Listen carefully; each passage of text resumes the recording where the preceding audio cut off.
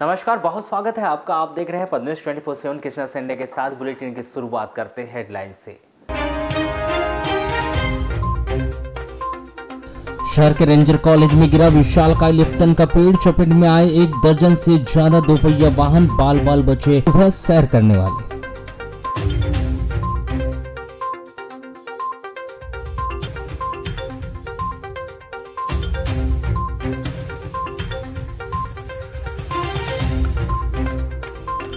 Chamber of commerce and industries के प्रतिनिधि मंडल ने पुलिस अधीक्षक को सौंपा ज्ञापन, कहा आचार संहिता में व्यापारियों को न हो तकलीफ।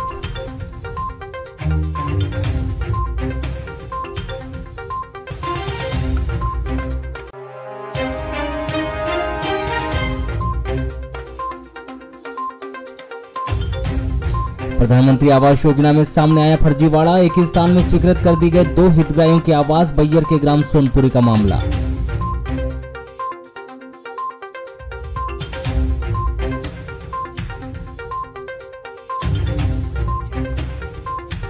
फिर बढ़ रही इतवारी सब्जी बाजार में मोबाइल चोरी की घटनाएं, कुछ ही हफ्तों में करीब 1 दर्जन से अधिक मोबाइल चोरी की साइबर थाने में दर्ज हुई शिकायत।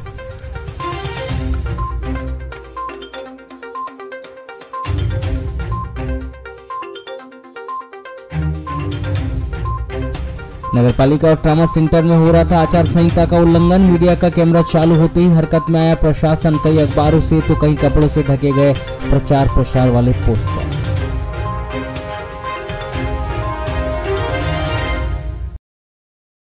घर में काम नहीं करने को लेकर भाभी के द्वारा फटकार लगाने से गुस्साई एक लड़की ने कीटनाशक दवाई का सेवन कर लिया। कीटनाशक के सेवन से बेहोश हुई 20 वर्षीय लड़की को जिला अस्पताल बालाघाट में भर्ती किया गया है। प्राप्त जानकारी के अनुसार हट्टा थाना क्षेत्र की रहने वाली 20 वर्षीय लड़की कक्षा 10वीं तक पढ़ी है। बताया गया कि 13 अक्टूबर को 9 बजे करीब इस लड़की को उसके भाभी ने घर में काम नहीं करने को लेकर डांट फटकार लगा दी थी।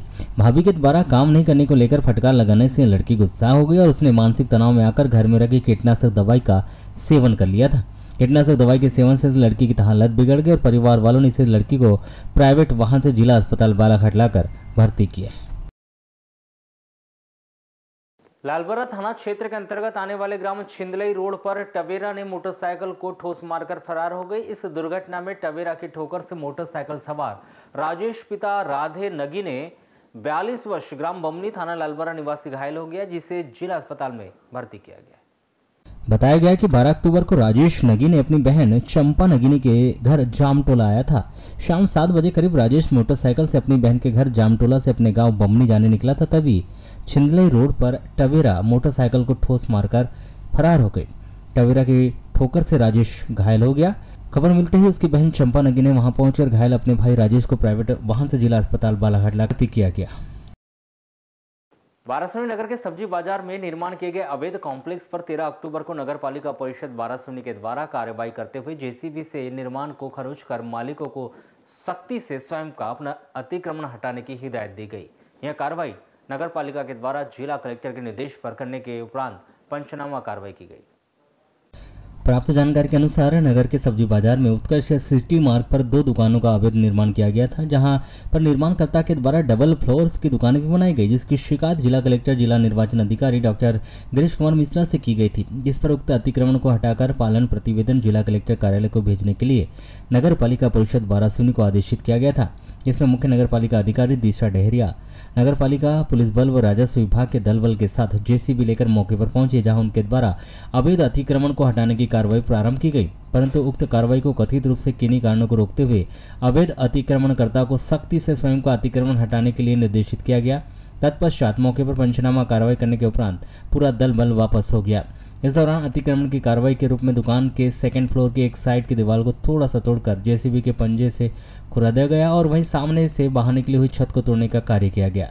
इसमें प्रशासन के द्वारा बताया जा रहा है कि यह कार्रवाई वर्तमान में स्थगित कर दी गई है। यदि अतिक्रमणकर्ता के द्वारा अपना अतिक्रमण जल्द नहीं हटाया गया तो पूरे अतिक्रमण को प्रशासन के द्वारा हटाने का कार्य किया जाएगा।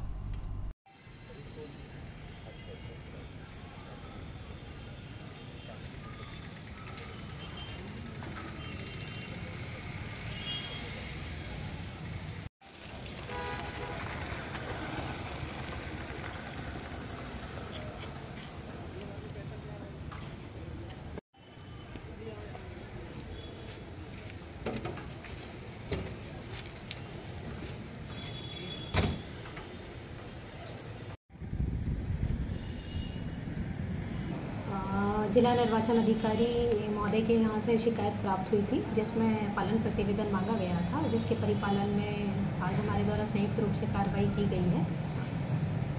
कितने अतिक्रमण थे? 2 लोगों की शिकायत प्राप्त हुई थी, 2 लोगों के अतिक्रमण की कार्रवाई की गई है। और मैडम कहीं की और शिकायतें हैं? वर्तमान में तो अभी कोई शिकायत नहीं है, प्राप्त होगी तो नियमानुसार उन पर भी कार्रवाई की जाएगी। 17 नवंबर को होने वाले विधानसभा चुनाव को देखते हुए निर्वाचन आयोग के द्वारा 9 अक्टूबर से संपूर्ण मध्य प्रदेश में आदर्श आचार संहिता लागू कर दी गई। जिम्मेदारों ने आदर्श आचार संहिता के नाम पर कुछ जगहों पर योजनाओं व पार्टियों के प्रचार प्रसार संबंधित चीजों को ढक तो दिया गया, तो वहीं कुछ जगहों पर अभी भी आदर्श आचार संहिता का खुले रूप से उल्लंघन होता हुआ दिखाई दे रहा है।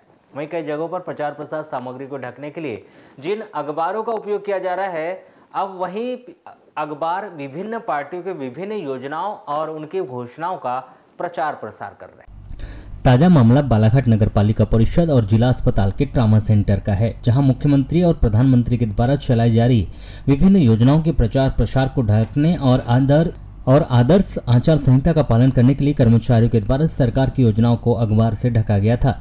लेकिन जिन अखबारों से योजनाओं को ढकने का काम किया गया था, अब वहीं अखबारों में छपी खबरें और फोटो से ही विभिन्न राजनीतिक दल उनसे जुड़ी विभिन्न योजनाओं चलाई जा रही या आगामी विभिन्न योजनाओं व घोषणाओं का प्रचार प्रसार हो रहा है। हालांकि मीडिया कर्मी के दखल के बाद नगर पालिका के जिम्मेदारों ने अपनी गलती स्वीकार करते हुए प्रचार प्रसार कर रहे उन अखबारों को भी कपड़े से ढक दिया गया है। लेकिन सवाल अब भी वही है कि आखिर संबंधित जिम्मेदार अधिकारी इसका पूर्णतः पालन क्यों नहीं कर पा रहे। आदर्श आचार संहिता के उल्लंघन का यह मामला नगरपालिका का है, जहां नगरपालिका हाल के भीतर मध्य प्रदेश शासन द्वारा चलाई जा रही विभिन्न योजनाओं को आचार संहिता लगने के बाद अखबारों से ढक तो दिया गया, लेकिन जिन अखबारों से योजनाओं को ढका गया था, उसी अखबार में छपी विभिन्न खबरें ही सत्ता पक्ष और विपक्षी दलों का जमकर प्रचार प्रसार कर रही थी। जहां सत्ता पक्ष के द्वारा चलाई जा रही विभिन्न योजनाओं का उल्लेख था, तो वहीं विभिन्न दलों के द्वारा की गई विभिन्न घोषणाएं और वचन पत्र में शामिल वादों का उल्लेख भी छपा हुआ था। इतना ही नहीं, जिन प्रचार प्रसार को छुपाने के लिए अखबार लगाए गए थे, उन अखबारों में विभिन्न उद्घाटन और उनके नाम, चेहरों की फोटो, विज्ञापन आदि लगे हुए थे। इसके अलावा हाल के भीतर ही मध्य प्रदेश शासन के द्वारा बहनों के लिए चलाई जा रही योजनाएं और उनके पात्र हितग्राहियों की लिस्ट भी चस्पा करके रखी गई थी, जिसका संज्ञान पत्रकारों के द्वारा दिलाया जाने पर संबंधित अधिकारियों के द्वारा उसे हटा दिया गया। वहीं दूसरा यह मामला जिला अस्पताल के ट्रामा सेंटर का। यहाँ भी केंद्र व प्रदेश सरकार के द्वारा चलाई जा रही विभिन्न योजनाओं का जमकर प्रचार प्रसार हो रहा है। ट्रामा सेंटर के भीतर सोनोग्राफी कक्ष के पास अभी केंद्र व प्रदेश सरकार की फोटो व उनकी योजनाओं के बैनर, पोस्टर, फ्लैक्स व स्टैंड अब तक नहीं हटाए गए हैं और न ही उन्हें ढकने का काम किया गया है। आगामी विधानसभा चुनाव को मद्देनजर रखते हुए राज्य में आदर्श आचार संहिता लागू कर दी गई, जहां आदर्श आचार संहिता के लागू होते ही प्रशासन के द्वारा सार्वजनिक स्थान व अन्य स्थानों में शासन की चलाई जा रही योजनाओं के प्रचार प्रसार पर रोक लगा दी जा चुकी है। लेकिन नगर पालिका कार्यालय में लगे शिलान्यास पत्तर के ऊपर प्रशासन के द्वारा न्यूज़पेपर से पत्तर को ढक तो दिया गया, लेकिन न्यूज़पेपर में ही शासन के द्वारा चलाई जा रही योजना खुले तौर पर नजर आ रही थी, जिस पर कैमरा खुलते ही प्रशासन हरकत में आ गया और उन्होंने यह सोचना शुरू कर दिया कि पत्रकार आखिर किस वजह से फोटो वीडियो बना रहे।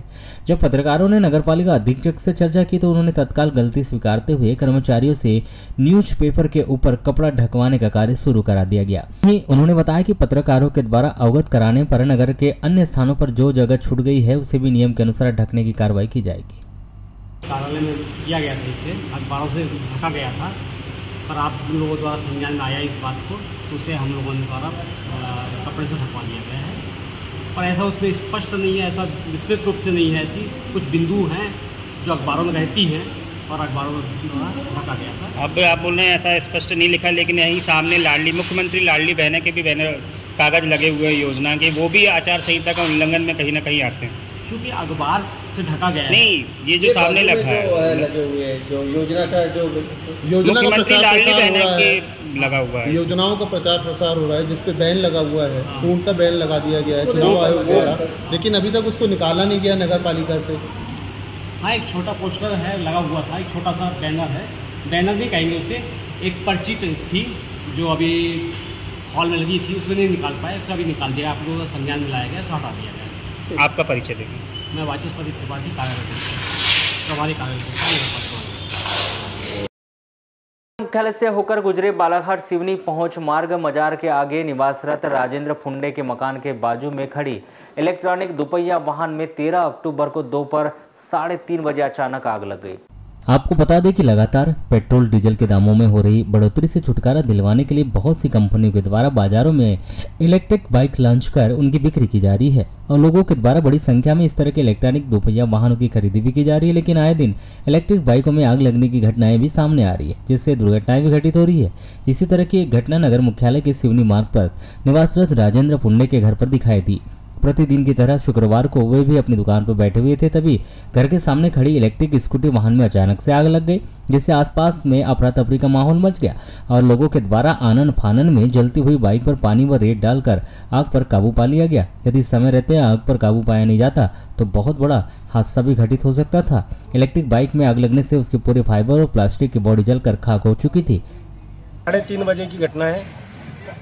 गाड़ी हमारे घर के सामने ही खड़ी थी और अचानक इसमें आग लग गई और आग लगने के बाद काफ़ी लोग दौड़े और किसी ने रेत से, किसी ने कुछ ऐसा करके उसको फिर कंट्रोल किए। कौन सी बाइक? ये इनिग्मा कंपनी की थी, ई बाइक, और बालाघाट से खरीदा था मैंने इसको। 3 साल होने को है अभी। हाँ, इसका 1 साल का इंश्योरेंस हुआ था, उसके बाद इंश्योरेंस हुआ नहीं। बाकी उसकी बैटरी की 3 साल की गारंटी थी। प्रतिदिन की तरह नगर के रेंजर कॉलेज में सैकड़ों की संख्या में लोग वॉक पर आए हुए थे। तभी 13 अक्टूबर की सुबह करीब 6:30 बजे लगभग नगर के रेंजर कॉलेज स्थित जंगल जूस की दुकान के सामने अचानक एकाएक लिप्टन का विशाल पेड़ गिर गया। पेड़ के गिरने से सैर पर करने आने वाले लोगों की 1 दर्जन से ज्यादा गाड़ियां क्षतिग्रस्त हो गई।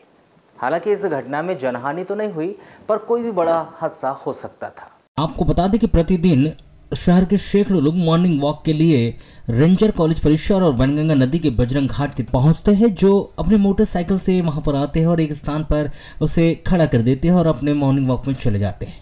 इसे शुक्रवार को भी मॉर्निंग वॉक के लिए आए लोगों ने अपने मोटरसाइकिल एक पेड़ के नीचे पार्क कर दी थी और वे वॉक करने चले गए थे। इसी बीच लिप्टन का विशाल पेड़ धराशायी होकर नीचे गिर गया। पेड़ गिरने से उसके नीचे रखी दर्जन भर बाइक उनकी चपेट में आ गई। हालांकि पेड़ गिरने से कोई जनहानि तो नहीं हुई, लेकिन पेड़ गिरने से मॉर्निंग वॉक पर आने वाले लोगों की बाइक काफी क्षतिग्रस्त हुई है, उन्हें काफी नुकसान हुआ है।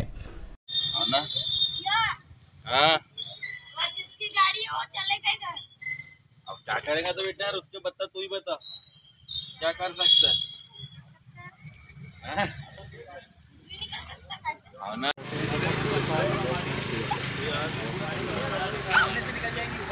ये बेटा वो उसमें ले जाइए, ये तो और तो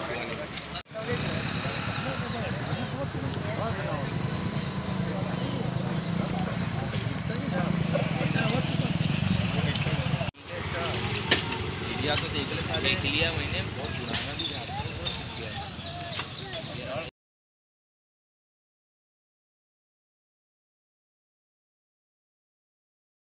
ये पेड़ है रेंजर कॉलेज का, लिप्टन का।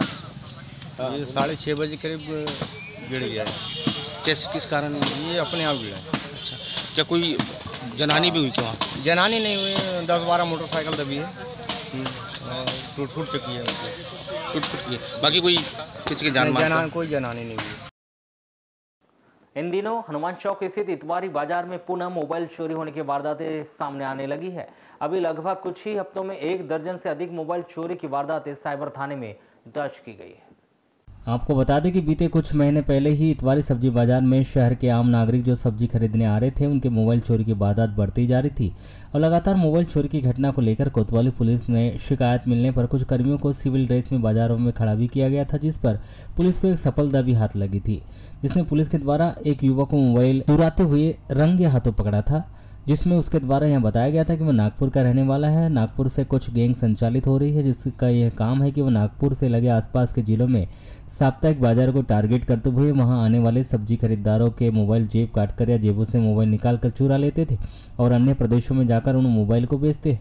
इसके बाद मोबाइल चोरी की कुछ कमी आई थी, किंतु अभी पुनः यह देखा जा रहा है कि इतवारी सब्जी बाजारों में शहर के आमजन जो सब्जी खरीदने आते हैं, उन लोगों के पुनः मोबाइल चोरी की वारदातें अब बढ़ने लगी है, जिसको लेकर अभी कुछ दिनों में शहर के लगभग 1 दर्जन से अधिक मोबाइल चोरी की वारदात सामने आई है, जिसको लेकर कोतवाली थाने के साइबर सेल में कुछ लोगों के द्वारा इसकी शिकायत भी दर्ज करवाई।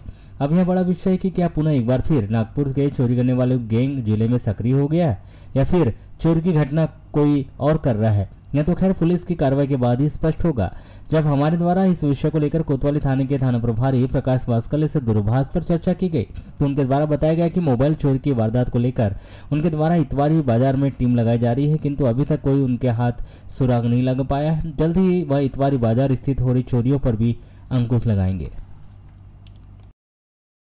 परसवाड़ा अस्पताल चौक में टवेरा की ठोकर से साइकिल सवार गंभीर रूप से घायल हो गया है, जिसकी परसवाड़ा के अस्पताल में उपचार के दौरान मौत हो गई। मृतक मिश्रीलाल पिता चुन्नीलाल गौतम 55 वर्ष, ग्राम डोंगरिया, थाना परसवाड़ा निवासी बताया गया है कि मिश्रीलाल गौतम खेती मजदूरी करता था। 12 अक्टूबर को 12 बजे करीब मिश्रीलाल गौतम साइकिल से अपने गांव डोंगरिया से परसवाड़ा अस्पताल अपना इलाज करवाने के लिए आ रहा था। तभी स्वास्थ्य केंद्र के सामने अस्पताल चौक के पीछे से तेज रफ्तार से आ रही टवेरा ने मिश्रीलाल गौतम की साइकिल को ठोस मार दी। टवेरा की ठोकर से मिश्रीलाल गौतम गंभीर रूप से घायल हो गया था, जिसे वहीं के शासकीय अस्पताल में भर्ती किया गया था, जहां उपचार के दौरान उसकी मौत हो गई, जिसकी रिपोर्ट उसके भाई सुखलाल गौतम 51 वर्ष डोंगरिया निवासी ने परसवाड़ा थाने में की थी। परसवाड़ा पुलिस ने अस्पताल पहुंचकर मृतक मिश्रीलाल गौतम के शव का पंचनामा कार्रवाई के पश्चात पोस्टमार्टम करवाकर शव परिजनों को सौंप दिया है। वहीं मर्ग जांच के उपरांत टवेरा क्रमांक MP 50 BC 0324 के चालक के विरुद्ध धारा 279, 337, 304A भारतीय दंड विधान और धारा 184 मोटर व्हीकल एक्ट के तहत अपराध दर्ज कर जांच शुरू कर दी गई है।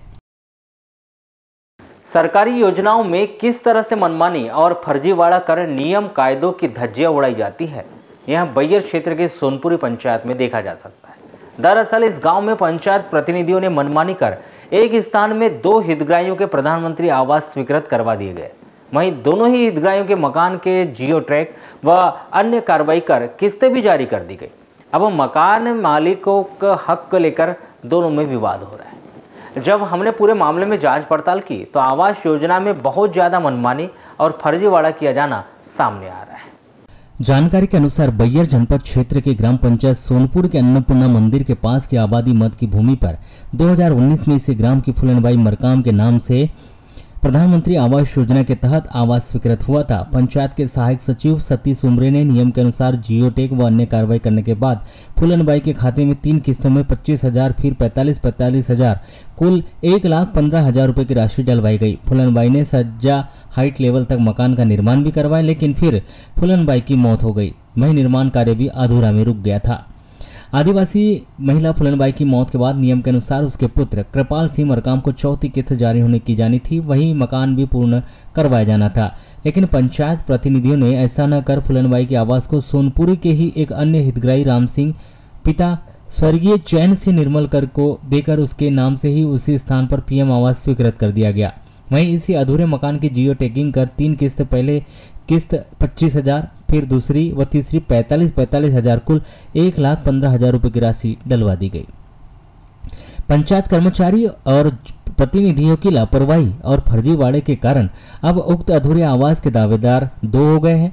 मृतिका फूलनबाई के पुत्र कृपाल के अनुसार जब वो मकान में अपना हक जताने पहुंचा तो दूसरे हितग्राही राम सिंह ने उसे बैरंग लौटा दिया। राम सिंह के अनुसार पंचायत प्रतिनिधियों की सहमति से वहां अधूरे आवास का पूर्ण निर्माण कार्य करवा रहा है, उसके नाम से ही आवास स्वीकृत हुआ है। ऐसे में वह अधूरा आवास उसी का है। इस तरह दोनों हितग्राहियों में विवाद की स्थिति निर्मित हो रही है। इस पूरे मामले में पंचायत प्रतिनिधि और कर्मचारी की घोर अनियमितता और फर्जीवाड़ा सामने आ रहा है, जिन्होंने एक ही आवास के 2 हितग्राहियों के नाम से जियो टैग कर दोनों के खातों में सरकारी योजना की राशि भी डलवा ली गई, जबकि मकान में सिर्फ एक हितग्राही की राशि ही खर्च होना बताया जा रहा है। जनपद से जुड़े जानकारियों के अनुसार जियो के टैग के दौरान मौका स्थल पर लोकेशन वेरिफिकेशन होता है। ऐसे में एक स्थान का 2 हितग्राहियों के नाम से जियो टैग नहीं किया जा सकता। ऐसे में स्पष्ट है कि फूलनबाई के नाम से अलग व राम सिंह के नाम से अलग स्थान का जियो टैग किया गया होगा। फिर एक ही मकान के 2 हितग्राहियों को कैसे आवंटित कर दिया गया, यह जांच का विषय है। पूरे मामले में मिलीभगत और फर्जीवाड़ा कर सरकारी राशि पर बंदरबाट किया जाना सामने आ रहा है। ये बताओ, गोपाल जो था वो आपका कौन लगता था? मेरा भाई। उसके नाम से प्रधानमंत्री मकान बना था कहीं यहाँ सोनपुरी पंचायत के अंतर्गत? हाँ। बना था? हाँ। अभी गोपाल कहाँ है? अभी वो उसका पता नहीं है गोपाल का। ठीक है, कितने सालों से पता नहीं है? 3-4 साल से। 3-4 साल से पता नहीं है। उसका प्रधानमंत्री वाला मकान सैंक्शन हुआ था क्या? हुआ था। उसने बनाया था मकान, कहाँ तक बनाया था उसने? थोड़ा ही सज्जा लेवल तक बनाया था, है ना? सज्जा लेवल तक बनाया था। उसके बाद में उस मकान के ऊपर कौन बना रहा है अभी? क्या नाम उसका?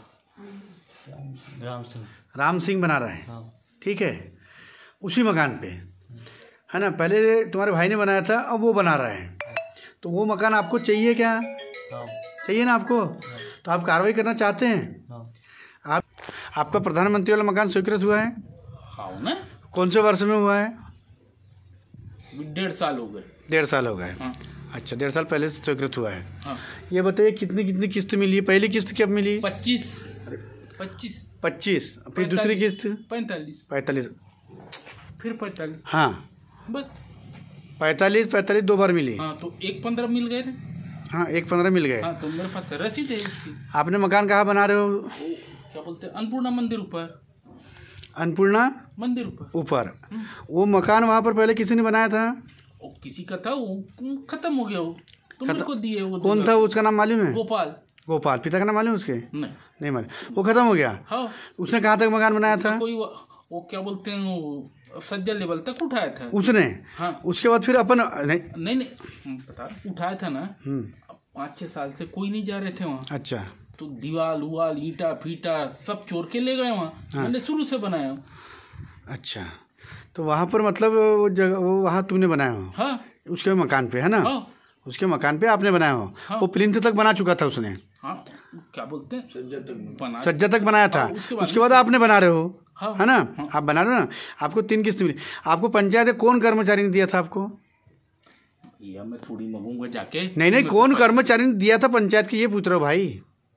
पंचायत का कौन कर्मचारी है जो दिया था आपको? मैं सचिव को थोड़ी बोलूंगा, भैया नाम क्या है, मैं मकान बना रहा हूं। सचिव का नाम ये बताइए। जो राम सिंह जो बना रहा है मकान, उसका जियो टैग किसने किया है?